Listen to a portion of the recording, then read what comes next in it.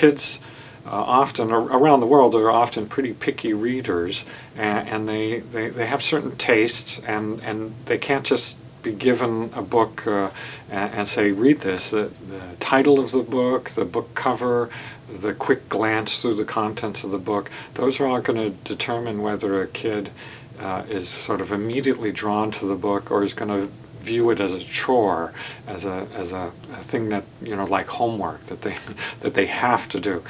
For reading books, you want them to do it with pleasure.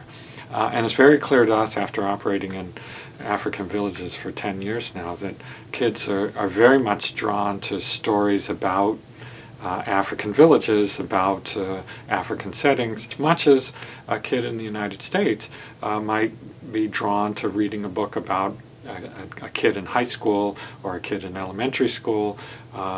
For American audiences that have 10-year-olds, for example, they know that Judy Blume series in the United States is very successful. Why? Because it's about a young girl in elementary school, exactly what the readers who it's intended for are experiencing, and that's the kind of book that they really like to read, because they're able to put themselves in that sort of situation and imagine themselves in the world that the Judy Blume novels are in.